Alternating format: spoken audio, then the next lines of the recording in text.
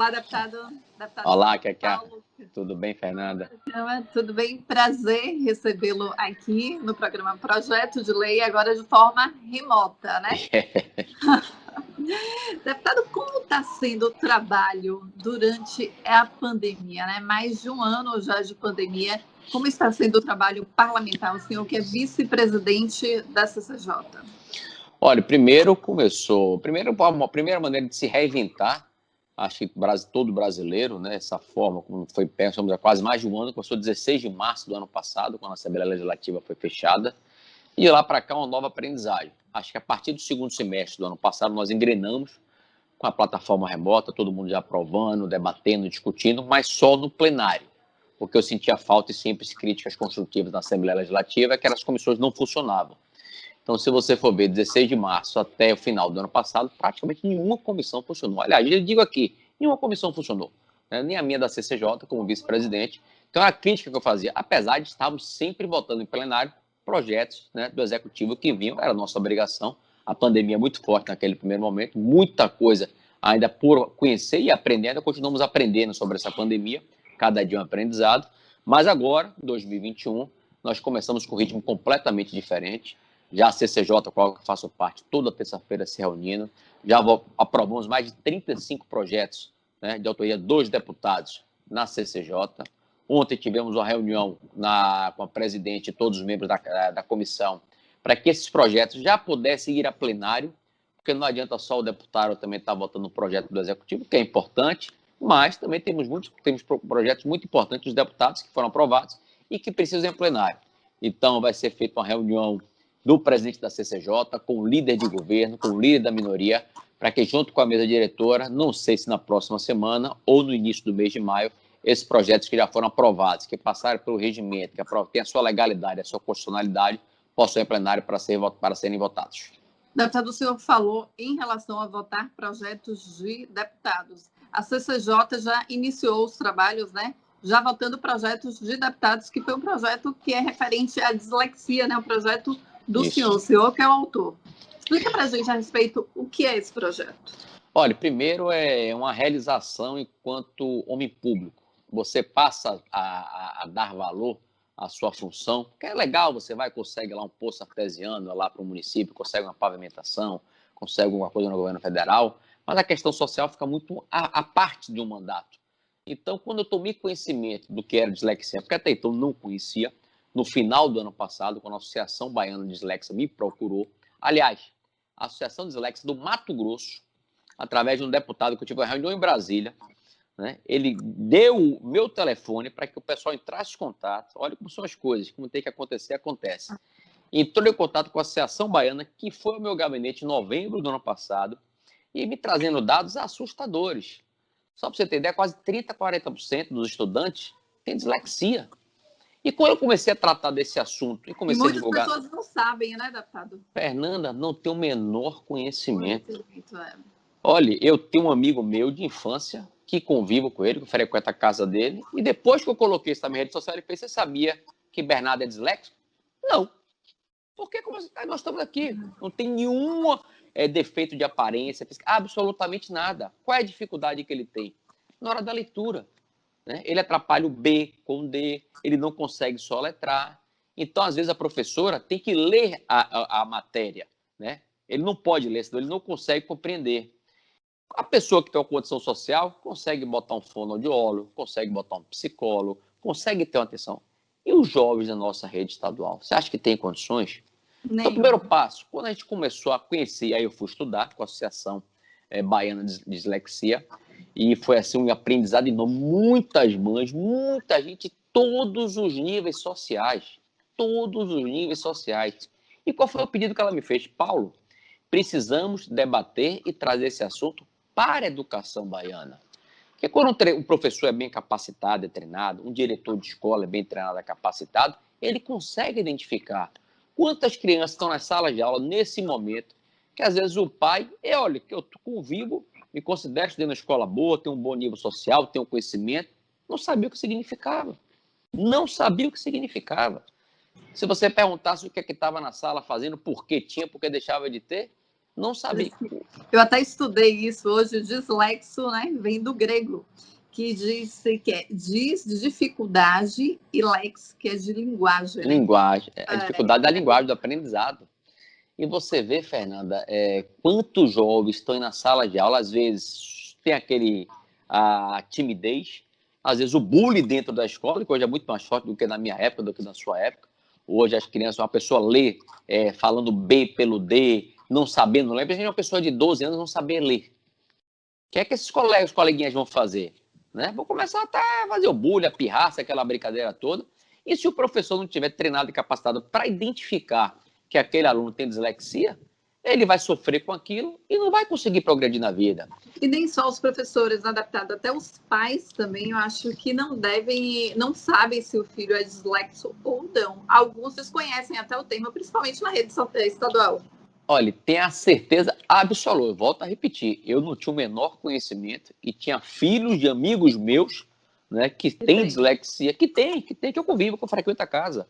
Mas jamais saberia, até porque eu nunca tinha perguntado e eles também nunca me tinham me dito. Mas quando você começa a ver que 30% a 40% da população, né, tem dislexia, é um caso que precisa ser resolvido.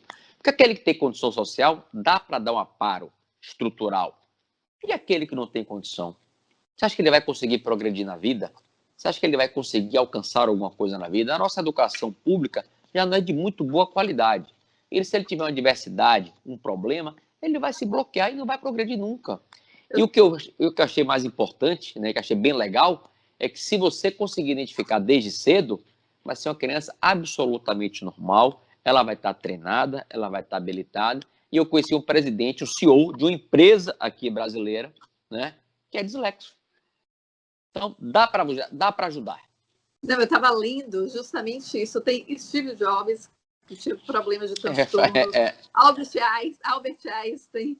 Então, a gente vai vendo esses grandes nomes aqui também tinham algum tipo de transtorno, que seria até dislexia, que às vezes não era nem conhecido o nome, mas que se desenvolveram super bem. Deputado, e tem outro problema também, que eu estava vendo uma entrevista de Drauzio Varela, e ele diz que a dislexia não é apenas a dificuldade na leitura, mas a dificuldade com memorização e a organização também. O senhor recebeu essa queixa? Olha, são temas, são conexões que vêm junto com o problema da dislexia, mas o principal é a leitura. Claro que vem a memorização, claro que vem a dificuldade de linguagem, tudo é uma escala, mas o principal problema hoje, né, da dislexia, sei lá, representa 60%, 70%, é a parte da leitura. Né? Essa que todas as mães que eu me reuni, todas as mães que eu bati, o que é o dislexo? Qual é a causa? Como é que você identifica? Como é que eu vou saber? Como é que o professor... Então, quando a gente apresentou esse projeto na Assembleia, que foi aprovado ontem na CCJ, né, a unanimidade, primeiro é trazer para dentro do Estado a discussão.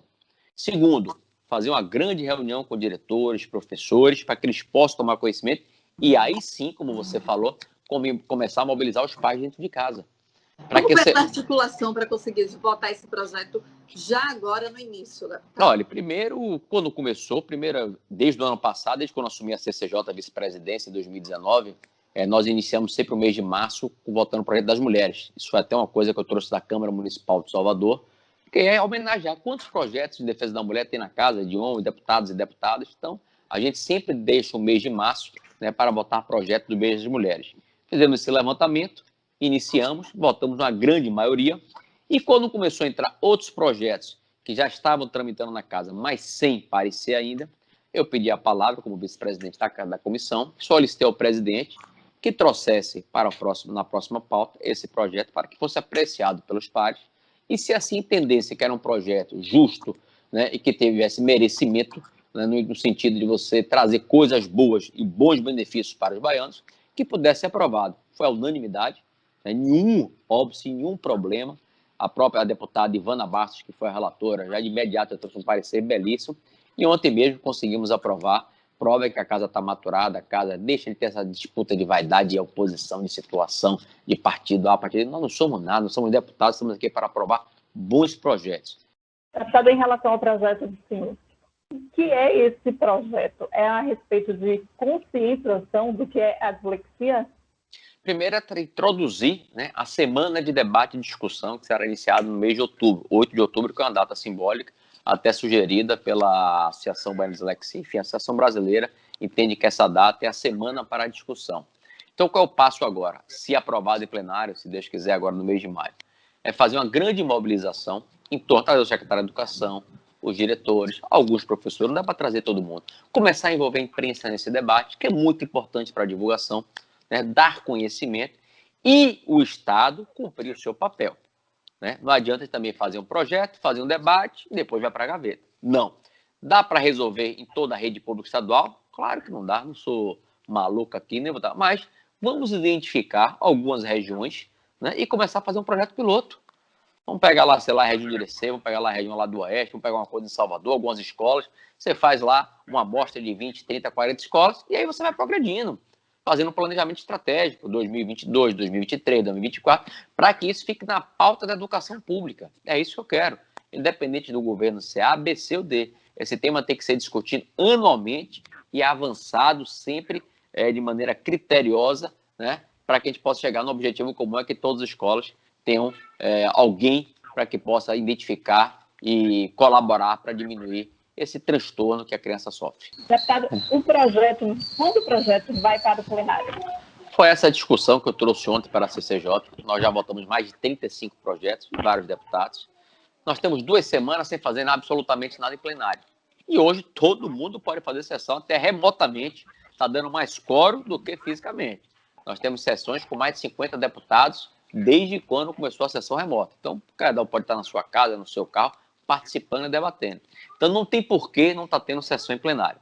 Então, eu trouxe essa questão ontem para o presidente do CJ. Ele já tinha comunicado ao líder do governo, né? Eu já falei com o líder da minoria, que é Sandro Regis, para que nós pudéssemos, já para a semana, se assim a mesa diretora entender e os líderes entenderem, que agora começa a disputa de vaidade, né? Porque vai o projeto de A, não vai o projeto de B. Esquece isso, minha gente. Não tem que ter projeto de A e de B, tem que ter projeto da casa, 2 deputados. Aqueles que forem contemplados na semana que vem, já não vão ser na outra, a gente vai colocando. Quem tem produção legislativa, quem está debatendo, quem está estudando, quem está apresentando bons projetos, claro que tem que ter projetos lá dentro para serem votados. Agora, porque o projeto de A, B, C ou D não vai poder fazer, porque tem um pouco disso ainda, né, no legislativo. Está lá em todos os legislativos.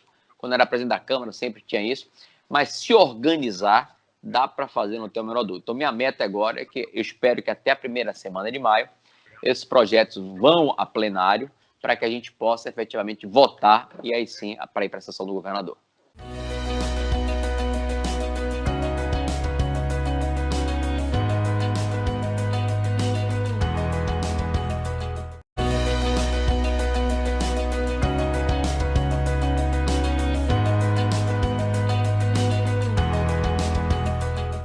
Deputado, eu lembro quando eu entrevistei o senhor, logo quando o senhor chegou no parlamento estadual, o senhor tinha muita queixa do parlamento estadual. Comparava muito o parlamento estadual com o parlamento municipal. Qual a diferença? O que o senhor acha que já melhorou em relação ao parlamento estadual? Porque o senhor foi presidente da Câmara Municipal, né? Olha, melhorou muito na questão de tecnologia, de TI. O que me assustou em 2019 era você ter uma casa que você tinha o computador que era um dinossauro, né? Na Câmara Municipal eu atualizei todo o processo de TI em 2014, nós temos aí a TI de 2010 e 2009. Isso é que ninguém consegue imaginar isso. É uma coisa surreal. Vi que o ex-presidente Nelson Leal focou muito nesse aspecto. Hoje nós temos a tramitação eletrônica de todos os projetos, a assinatura eletrônica do deputado. Acabou aquele negócio de papel para um lado, papel para o outro. A gente tem que agilizar os nossos processos, mas precisa avançar. No caso da CCJ, por exemplo, nós temos lá, eu identifiquei já esse mês agora, 2 projetos praticamente simultâneos. Então você dá a entrada, você encaminha, passa para a redação, passa para a avaliação. Não tem que passar. Se é igual, arquiva. O primeiro que entrou vai, o segundo arquiva. Na Câmara Municipal, desde 2014, já é assim, já se identifica a palavra-chave, vê-se o conteúdo, o cabeçalho. Se for praticamente igual, arquiva. Você então faz uma sobreposição. Mas por que não arquiva, então? Qual a opinião do senhor? Aí é questão da casa, né? Porque o deputado tem o direito de apresentar, porque o deputado pode apresentar e conversar com o colega para que faça um pensamento do projeto dele. Porque às vezes, Fernando, amigo ouvinte da TV Alba, telespectador, você tem lá um projeto com 10 itens. Aí o deputado apresenta com o item 10,5, acrescenta lá 3 palavras. Aí ele quer pensar, mas no escopo é o mesmo objeto, não tem o que mudar. Então, esse para mim é atrasar, porque a CCJ está sobrecarregada, porque esse número de processos enormes, né? Inclusive os próprios funcionários da casa aí, da comissão, me relatam isso, completamente desnecessários. E você só vai avançar como? Investindo em tecnologia. Não vai ser através de mão de obra, eu passo para a Fernanda, que passa para Paulo, que passa para Neto, que passa para Mário. Não tem que passar isso. Identificou, matou, menos processo. Que eu tenho certeza que desses 1.400 processos que estão na CCJ em andamento, 500 pelo menos têm o mesmo objeto. Estou dizendo aqui o número por baixo, mas acho que é maior. Porque é vermelho, vermelho escuro, vermelho claro. Vermelho é vermelho. Não tem que estar mudando as coisas, né? Então, são essas coisas que eu vejo. Eu acho que nós avançamos muito no quesito de presença por causa da reunião remota. Isso facilitou muito para aquelas pessoas que estão no interior, muito longe, dá para fazer, dá para produzir. Qual é o outro lado? Tudo tem o lado bom e o lado ruim. Você não consegue discutir mais nada em plenário, né? Você não tem tempo de obstrução, porque você, numa reunião dessa com o telefone, 2h30 acaba a bateria, tem que pegar o carregador, vai. Você não consegue ver que a pessoa desliga a câmera, se ele está ouvindo, se ele saiu, você não consegue pedir fora. Então, com muitas dificuldades, que é do dia, é o que estamos vivendo. Eu acho, sou defensor, que nós devíamos ter o plenário misto. Quem quiser ir, vai. Eu estou doido para ir para o plenário. Quem, assim, vacinando, não foi vacinado, fica dentro de casa resguardado. Dá para fazer uma sessão híbrida mista. Eu não vejo o menor problema. Defenda essa tecla, até porque hoje eu estava na Alba. Ontem eu estava na Alba, porque eu não posso estar no plenário. Porque eu não posso utilizar o microfone, né? Mas aí cria dificuldade para o governo. Porque sabe que quando a oposição vai para o plenário, os instrumentos regimentais são muito mais fortes, né? E difícil você burlar não ser no remoto. Remoto, acabou, caiu a sessão, desligou, como é que você vai, né? Vai ficar falando e não consegue ver. Já que o senhor falou do governo, o senhor tem uma indicação para o governo, né? O governo do Estado, a indicação é um auxílio de R$1.000 para o setor de alimentação e eventos. Como seria esse auxílio, deputado? Olha, nada mais eu trouxe uma ideia que foi do Ceará, do governador do Ceará, projeto lá do Executivo, que tomou a iniciativa percebendo um problema gravíssimo que é a nossa pandemia, né? O lockdown que foi feito. Nós teremos, Fernanda, não tenho a menor dúvida, um segundo semestre muito pior do que 2020, com índice de desemprego, de miserabilidade, de fome. As pessoas aí, praticamente donos de bares, restaurantes, 70% irão quebrar, o número de desempregados irá aumentar enormemente, e agora o governador acabou de anunciar que não vai ter São João, então mais um ano. Você não tem que se preocupar com aquelas bandas, aqueles artistas renomados. Ali tem um patrimônio para vender, tem gordura para queimar. Mas o cara que carrega o tambor, o cara que faz o palco, o cara que dirige o ônibus, o cara do hotelzinho lá da beira da estrada, a indústria do entretenimento aqui na Bahia, né, a Bahia Terra da Cultura, né, é muito rica e muito forte. Ela tem a sazonalidade do São João, mas sempre tem aquelas festas de época, né, a primavera, então você sempre está movimentando, enriquecendo. Como é que você pode dizer a uma pessoa que tem uma banda que ganha um cachê de R$1.000, R$1.200, como eu tive vários relatos, um ano sem trabalhar? Vai viver de quê? Não tem para onde fazer, não tem o que fazer. Primeiro que não tem emprego para dar. Segundo que não tem onde alocar. Então a gente tem que ter uma sensibilidade. Quando o governador do Ceará, que é do PT, fez, ele disse, pô, PT com o PT vai dar certo. Só que aqui não tem essa sensibilidade. Não existe a sensibilidade para do governo do Estado de querer atender essas pessoas. Se o governo... O senhor desculpa, o senhor já entrou em contato com o governo, com a Secretaria da Fazenda? Como é que funciona essa indicação? Não estão deixando nem aprovar em plenário, para não constranger o governador. Porque primeiro ele tem que ir a plenário, vota-se e depois segue para... É uma sugestão, não pode ser força de lei. É muito mais uma sensibilização do governador em acatar. Claro que ele não vai acatar. Se tivesse que acatar, o governador que prometeu pagar estudantes ano passado, durante 10 meses, só pagou 4, deu calote em estudante, naquela bolsa de R$50, R$50. Então, se o governador deu calote nos estudantes, quanto mais no setor de entretenimento. Então, não há a menor boa vontade em resolver esse problema. Agora, é um problema que está seríssimo, principalmente no nosso estado, e quando você vê São Paulo fazendo, Ceará fazendo, estados fazendo, que não tem a nossa força da cultura, a nossa força do entretenimento, e a Bahia silenciosa, a Bahia sem sequer estender a mão, isso para mim é vergonhoso. Qual a opinião do senhor a respeito da gestão do governador Rui Costa em relação ao combate à pandemia? Porque teve uma união, tanto da Prefeitura de Salvador quanto do Governo do Estado. Qual a opinião do senhor a respeito? Olha, primeiro que tem que trabalhar sim. Não existe PT, não existe democrata, existe gestores que têm que conduzir as cidades, né? E o Estado tem que ter responsabilidade. Eu acho que as medidas foram tomadas, mas poderiam estar muito mais brandas se nós não tivéssemos aqueles desvios de 100 milhões de reais dos respiradores, pago pelo governo do Estado da Bahia. O governador do Estado da Bahia pagou 100 milhões de reais antecipado a duas empresas que não existiam, uma Hempcare, uma Ocean, né? A dona da empresa Hempcare, inclusive, disse no seu depoimento da Polícia Civil que pagou quase 14 milhões de comissão, leia-se propina, e nenhum respirador foi entregue. Você acha que ia resolver a problema da pandemia? Claro que não. Claro que não ia resolver. Mas quanto sofrimento ia ser diminuído? Quanta fila da espera da UPA, do Hospital Metropolitano, que, aliás, é uma propaganda enganosa, né? Vai abrir com 100 leitos, deve estar com 20 ou 30. É o governo da propaganda, é o governo da maquiagem, é o governo que diz que faz tudo e você não faz nada. É o governo da educação nota zero, pior educação do Brasil. É o governo que tem o maior desemprego do Brasil. É o governo que está sendo acusado de desvio de 100 milhões de reais de respiradores, dinheiro meu, seu, amigo telespectador, agora da TV Alba. Esse dinheiro é nosso e que foi empregado de maneira errônea, pago antecipado a duas empresas que sequer tinham registro na Anvisa, que sequer tinham credenciais para comprar qualquer tipo de medicamento. Quem botou esse dinheiro no bolso? Essa é a pergunta que eu faço. Porque algum servidor público da Casa Civil assinou a nota técnica avalizando as empresas. É assim que funciona o processo dentro do governo. Você dá entrada, faz o processo burocrático, um assessor técnico avaliza que aquela empresa tem competência para fazer aquele tipo de serviço e depois a PGE e o governador assina. Quem foram os servidores que avalizaram essa empresa? Quem foi o servidor que modificou o parecer da PGE? O governador sabe. Eu quero só esclarecimentos. Um ano do silêncio do governador Rui Costa com relação aos 100 milhões. Eu não posso ficar calado. E tenho orgulho de dizer, sou o único deputado da Assembleia que fala. Ninguém mais falou. Aliás, da Bahia, eu não vi nenhum federal falar. Eu falo porque esse é dinheiro nosso e tem que ser respeitado. E concluo esse assunto dizendo que a justiça tarda, mas não falha. Deputado, em relação aos bares e restaurantes, o senhor tem conversado com a associação, com a Brasel, com donos de restaurantes, para saber a situação como está? Porque eu vi uma pesquisa da Brasel, já agora de março de 2021, falando que 70%, que há que pode fechar 70%, eu acho que foi esse dado.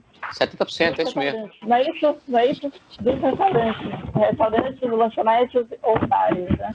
E irão fechar.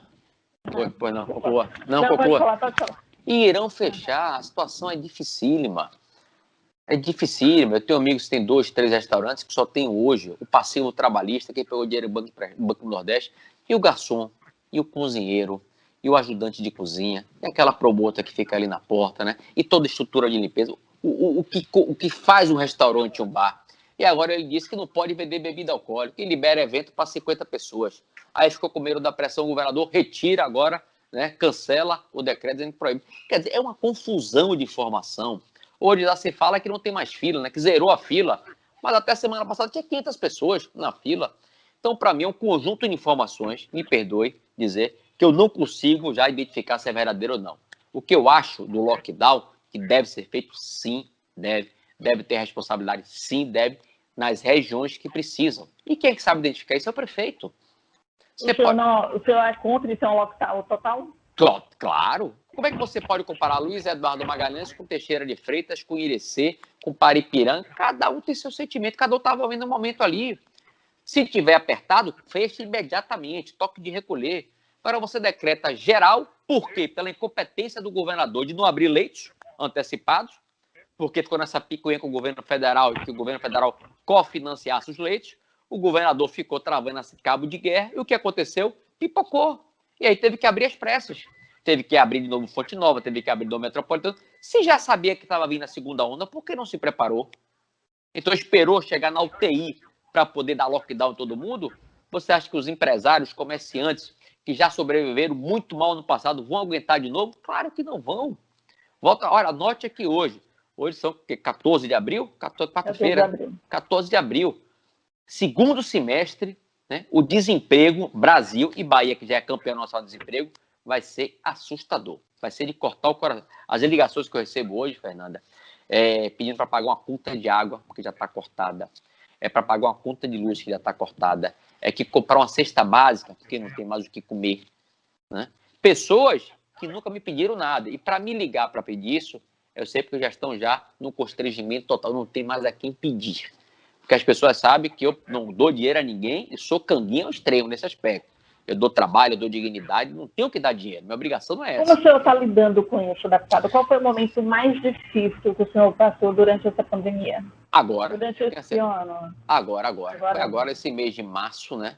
Final de fevereiro, mês de março como um todo, eu vi cenas assustadoras, né? Qual a cena que o senhor mais chamou? Olha, amigos meus pensando em tomar remédio porque já não queria ter mais a vida, né? Não queria, a vida perdeu a graça. Era uma pessoa que descer de nível social, Fernando, é muito difícil. Uma pessoa ali que mora na Pituba, de repente vai ter que morar num bairro mais carente, vai ter que tirar seu filho da escola particular, botar na escola pública, já não poder pagar mais o plano de saúde, porque já vendeu o carro, já vendeu tudo. Então começa o desespero das pessoas, né? A descer de padrão social, tem que ter uma mente muito forte. Cai e levanta, tem que ter a vida preservada. Mas agora, esse lockdown, por que não pode beber bebida alcoólica no bar? Qual o problema? Qual o problema? O que é que implica? Se deixou aberto o restaurante, deixa vender bebida alcoólica, não proíbe bebida alcoólica. Você acha que eu não estou bebendo na minha casa? O que é que acontece? Todo mundo vai sexta-feira para o supermercado, enche o carrinho e vai beber dentro de casa. Você acha que os baianos não estão seguindo a risca esse toque de recolher? Não, é só você olhar aqui em Salvador, que não existe. Devia fiscalizar os bairros populares, as festas clandestinas, os paredões, que aí sim é obrigação do governo do estado e da prefeitura. Utilizar a polícia se preciso for. Agora não vai. Não tenho capacidade de fiscalizar. Quer dizer, quem anda certo? Que é o bar, que é o restaurante, tem uma medida protocolar, que tem distanciamento, que está ali para sobreviver. Esse não pode? Né? Eu que tenho que decidir se eu vou ou não vou. Mas quando ele faz esse geral, para mim, primeiro foi pela incompetência, não ter aberto os leitos no início do mês, quando deveria ter, que já tinha informação, apostou nesse cabo de guerra e o baiano pagou o prato. Deputado, muito obrigada pelo nosso tempo está encerrando. Eu quero te agradecer pela participação aqui no nosso programa Projeto de Lei, mesmo que de forma virtual, mas foi um enorme prazer, deputado. Eu que agradeço a você, a paciência do nosso amigo telespectador. Um forte abraço, fique com Deus. Obrigada, o senhor também.